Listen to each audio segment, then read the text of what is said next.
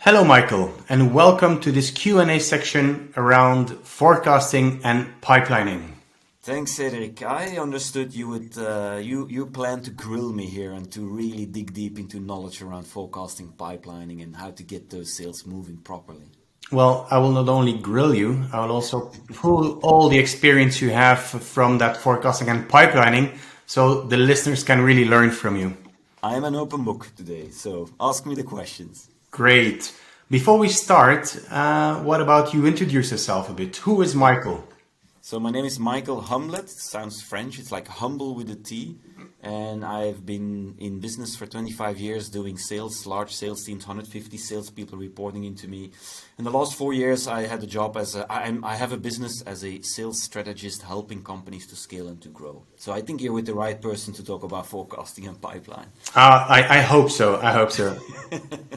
Okay. All right, so let me fire you the first question, and I'm really curious about how do you make a team successful in working with a pipeline? That's a good question. So the first thing that needs to happen is you have the famous weekly sales meeting, right? And I think too many companies try to do a forecast every week, which is a bad idea, right? So I would do a real forecast probably once a month, but the real deep down, everybody needs to fill in CRM, all of that. And everybody knows, guys, this is going to be tough. You have to get your numbers. You're going to be tough questions, and you ask the questions. So then the weekly sales meeting, you basically have a quick look at the numbers, but you don't do a real forecast. The third thing is it needs to be very clear what the numbers need to be. So if one of the things I would do is when I arrive in a sales team, I randomly ask people, so what's your target? And you know what? Most of them don't even know what's their target. Or they start like, hey, yeah, hang on. And then I said, well, we have a real problem here. So they clearly need to know their target. One of the things you could do is you put a sign up and you just put targets there. Yeah. I mean, I used to do some of this stuff.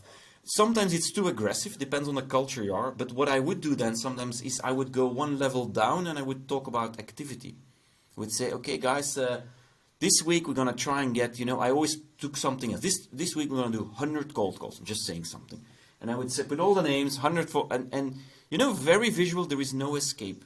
The problem with sales is very good sales tend to be very manipulative. And they'll always have an excuse to not do things because they're busy and they're focused and yeah. So I like to sometimes pull them back to earth and say, listen, we still need to do the reps. If you want to build muscle, you got to do the reps. I want you to do the reps and I want to see if you do the reps because otherwise nothing's going to work. Yeah. So when failed teams fail, and now I'm kind of getting outside, when sales teams start failing and I get pulled in to get the numbers fixed, the first thing I do is I get back to the basics, which is we have to get the reps. We have to get the drum beat back. Every week, X amount of calls, every week, X amount of emails. And if you just start fixing that as first, and then you fix the sales storyline, you will get quick success. Yeah. But that's the baseline, right? What is the most challenging in this? It's to align all of them. There is always one that tries to hide. There is always one that, if speaking about larger teams, there was one that can do more than the rest, right? And they all have to do the work. Yeah. And that's a very challenging one. I always heard a lot of excuses. One of the things I always hated was, I'm working on a really big deal. I don't have time now. Yeah, and it's probably that deal that's going to skip in the forecast. Mm-hmm. Right? So you have to look for... And it's a bit of intuition. I learned it over the years that you gotta learn and listen and say, hang on. So what have you done? And on the other hand, Cedric, if you're too restrictive, salespeople will die slowly but surely. So you gotta find this weird balance between giving freedom but yet having targets. And it's a bit of a pull and a push. For instance, I used to work with these big shots from Oracle and Amazon, and we would hire really expensive salespeople, and they would report into me. I was much younger, which was always a bit weird, and they always were like, I don't have time, I need to do this, and I really had to pull them back and say, stop. So what are you doing exactly? Right? Mm-hmm. It's not an easy one, but it's like in any business. The strategy and operational mix is always a difficult one. Yeah, exactly. And by the way, I do have a weekly forecast, and we do a pretty good job about it. So Can invite you to do it as well once. Yeah, so it would depend on the business. Yeah. If you have very large enterprise business, you have very long sales cycles, 9 to 18 months. Weekly forecasts just make no sense for me. Unless you run like a SaaS business, which has like 3 month sales cycles, weekly forecasts might make sense, but I wouldn't do it with the whole team. See? I would probably do a deep dive forecast with the individuals and then have a bigger view on the numbers with the whole team. I think sales meetings, by the way, completely on the side, not forecasting. Sales meetings most of the time are not well done. They're too, I think they should learn something and they should challenge each other in a group. I think that would be the most efficient instead of the manager talking and then everybody kind of nodding and then thinking, I am dying here every Monday. Yeah, true. And then we keep this for the Q&A about organizing sales team meetings. Sorry, I'm off, right? No worries. And in this whole change, how do you ensure forecasting accuracy then? Yeah, well, one of the things I started noticing, especially when 4 years ago, I started helping a lot of startups and then scale-ups, and then one of the things that investors would always ask me, said they would pull me in and they would spend some money with these guys, and then they said, okay, Michael, come and help with this forecasting. And one of the most amazing things was they always had massive pipelines. So they would open CRM and it would be massive. But when I would ask them the question, said, I get it, I understand you're busy, but what will you close this month or this week? The whole thing started like crumbling together. So for me, I like to look at two things. On the one hand, I like to look at the pipeline, which is the overall growth. What is in which category? How is it moving? The moment we talk about forecast, I say stop. You can only put a deal in forecast when it is at 50%, meaning when you have sent the offer. You cannot forecast something where you have not given a price, right? But some do, right? It's gonna come, sure. So as a 50% for me, which is I've sent them a quote, and then I asked them to very simplistically, I said only put the deals in of that you think that can close this month or this week or this quarter, right? And then you say it is a commit or it's an upside.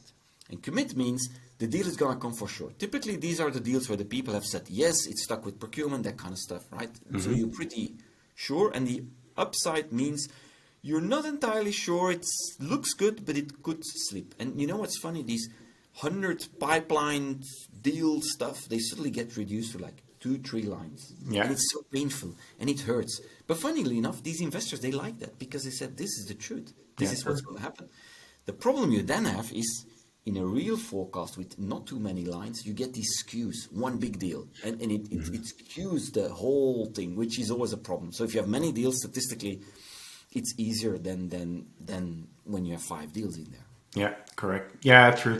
And By the way, to finish that, so I would do commit and upside. And I would say stuff like, do you swear on the soul of your mother? Do you put your hand in the fire, right? You gotta like make it really serious.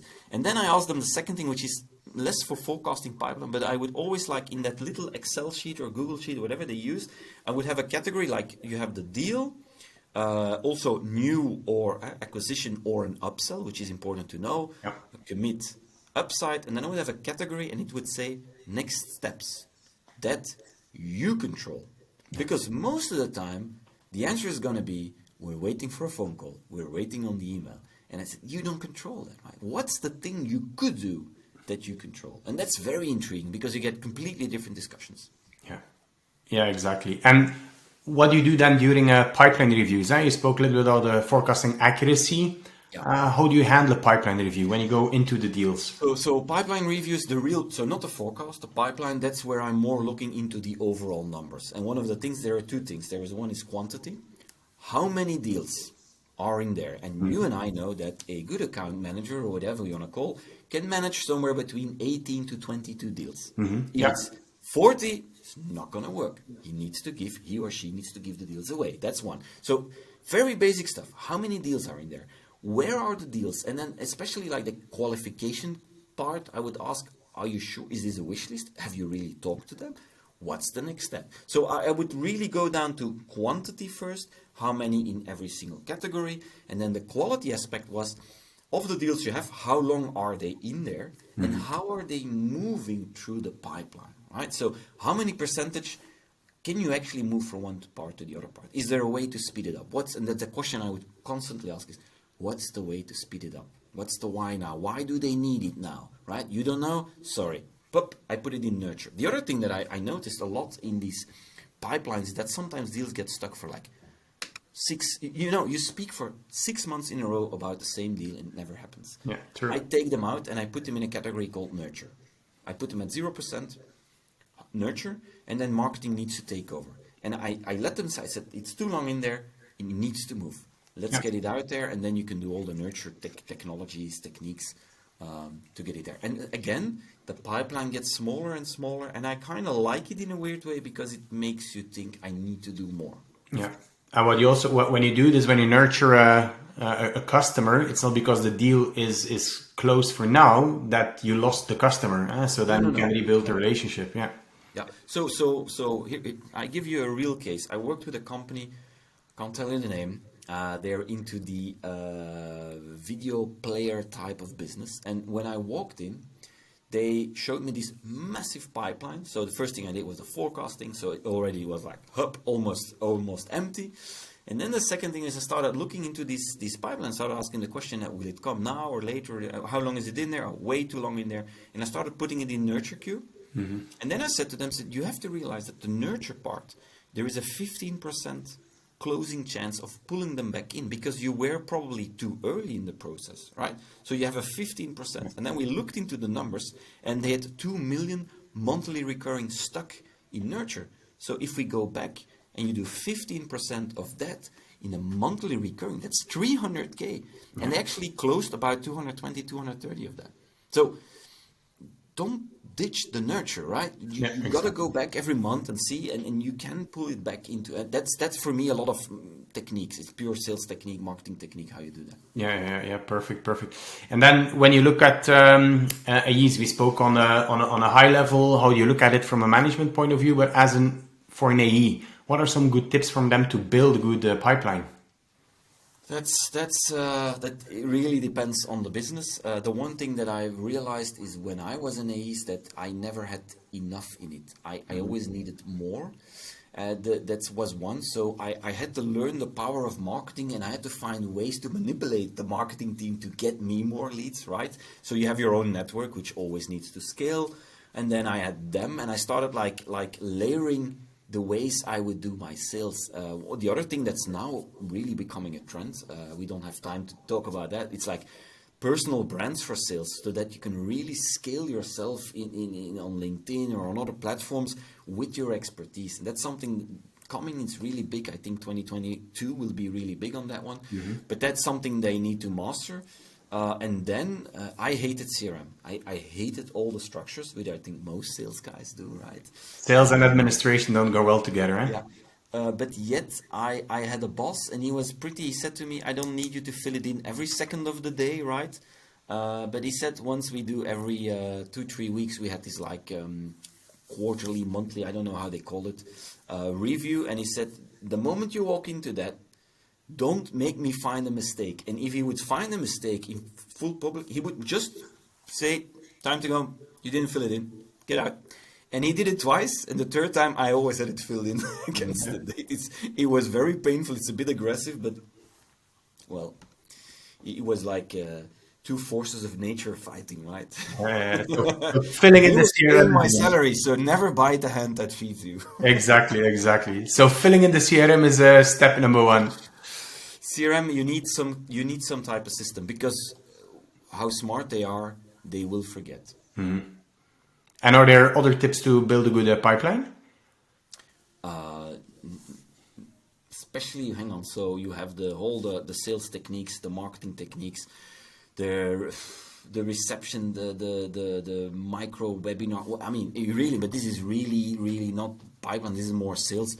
One of the techniques that works pretty well is actually to reach out to people and say, hey, why don't we grab a digital coffee in 10-15 minutes time? That we did that a lot during Corona, all over the place, worked like a charm. And especially the fact that you said it's short, it's 10-15 minutes. Because most sales, what they don't realize is that they need to do between 8 to 15 meetings to close a deal. 80% of the deals get closed. So your goal of the first meeting, the first time you chat, is not to close but it's to close the second meeting. Yeah. So don't give everything, like here is everything, like keep talking about your loved baby. No, you gotta hold pieces back for the second meeting. And then in the second meeting, you gotta start thinking, I need to get to the third. And by then, only then, closing techniques, all that stuff starts flowing. And that's one of the basic flaws that people do. Same on social. They try to shortcut the process. Hey, Cedric, my name is Michael. Here is €500 discount if you buy from us. What? I don't know you. Why are you doing this, right? So first get connection, then do everything else. Try to close. Let's grab a coffee. Let's do this. Let's do. I don't know, but don't go for the kill. It just in B2B. It just does not work. Yeah. Great. And when you look at the pipeline review and you see that there's a gap, how do you manage or how do you set up a good gap plan? Then I would go really individually. Then I would actually take the sales apart and I would say, okay, we see we have a gap, and I would do the reversed calculation. Yeah. In order to fill the gap, we need to do blah, blah, blah. And I start doing the backwards calculation. By the way, just on a side note, most companies I come in, they're pretty good in the top-down calculation. We need to get to 5 million. So one of the things I do sometimes is the bottom-up calculation. Is there enough time to physically do what you're asking? And in many cases, I have to say, you don't have enough people to do this, or you just don't have enough market. You're missing an element for this volume, right? Most pipelines miss volume. Yeah. So getting in the volume is a very, I call it sales fuel. As Cedric, thought leaders imagine new stuff, so I call it sales fuel. I think it's important to always look at that. But that's more of a management point of view that you need to look. Back to the individual, I would really ask them, so you have a gap. So what you're missing is tack, tack, tack, tack. What's the plan? And then I had a boss that used to do this. What's the plan? And I would make the most insane plan, spend 2 weeks thinking about a plan, but not doing anything, right? Yeah. And then miraculously stuff happens. So I would do something else. I said, okay, we have 6 weeks. I mean, not to get fired, but I mean, let's look at your quarter in 2 blocks of 6 weeks. How can we in 6 weeks reach a market? What can we do? Can we build like something like called a sales cadence? For instance, we would do reach outs on LinkedIn, or then if that doesn't work, we do reach outs on cold email. If that doesn't work, we do reach outs on cold calling. I would always put cold calling really at the last because it's just really hard, not scalable, and nobody likes it anyway. So I would start building in this cadence. I would go back to, like we said, to the reps. You gotta lift the weights to get there. And I would start measuring purely on, have you done that today? Have you done that this week? And it will fix the pipeline. And of course, they need to have the skills. And sometimes they don't have the skill. I mean, there is some other stuff that always comes into play. Yeah, correct. Very interesting point that you said people don't like to call. I mean, for me, it all starts with a conversation, and setting up the conversation could be through LinkedIn or maybe email, but in the end, you need a call. So salespeople that are afraid of the phone, or physically go show yourself, right? Yeah. But there is a big difference. I think there are 2 types of sales. You have the classic hunter, and then you have the classic farmer, which is like, they like it when somebody opens a door for them, and they're really good in the relationship. So they don't like the phone, I get it. But once it's done, they're really good. So there I will facilitate with inside sales teams and with other people opening that door, because they can be really good. The classic hunter is not always good in these long-term relations. They're like get in, get out. Those are the guys that guys or girls that I would really push into the more crazy, let's try and reach X amount of people, let's push. But you gotta balance it, right? You gotta balance it. Yeah, true. And calling is, of course, you gotta call at a certain stage. Yeah. But what I don't want you to do, Cedric, is get a list, 100 names, do 100 tack, tack, tack. You get 1 meeting. It's just not efficient. Then you can let somebody else, an agency, call, unless when you're talking to very high. I mean, if you have a simple product, it's easier. If you have like a big data AI product, just cold calling is going to be tough. Yeah, true. Yeah, exactly. Yeah, great. And then the final question. You spoke already about your career and the things that you learned, the things that you had to do. What for you was the biggest learning into really getting pipeline management or forecasting accuracy really right? The day I became a manager and I had to run 4 or 5 people, I suddenly realized that the way I was doing my forecasting was not the right way, because I suddenly got a different view. I got like a bit more of a helicopter view, and I started looking into that. And I think if I now have junior sales, I actually make them sometimes part of my thinking. I show them, look, this is a forecast. This is how what I'm seeing. You are telling me that I am seeing this. When I report to the big chief, this is what I'm gonna say. So they learn the language, the way to think, and what doesn't work. And I also, what I did was I started implementing, and I still do that, and I can share it with you if you want. Actually, I have 2-3 slides that I want them to fill in.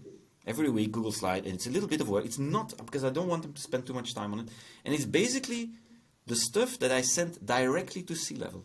So C-level can every week look into what I'm doing, just see, tuck, tuck, tuck, tuck, and they know exactly what's going on. Mm-hmm. And because it's a one-on-one connection, they better be careful what they fill in. So I teach them for that. And I think that's a very powerful thing. Also, what I used to do is I would bring in the executive. Guys, this week it's special forecast, and I just put the executive, the angry man most of the time, put him there, and they would just shoot. And funnily enough, in the beginning I would do this, and then the guy would shoot at he was actually nice to the sales, and then he would turn to me and he was like, "You're not doing a good job here," and he would shoot at me, which I kind of liked that he did that. So I would do it. The other thing that I learned as a manager is that I give a lot of freedom these days, but I do random control.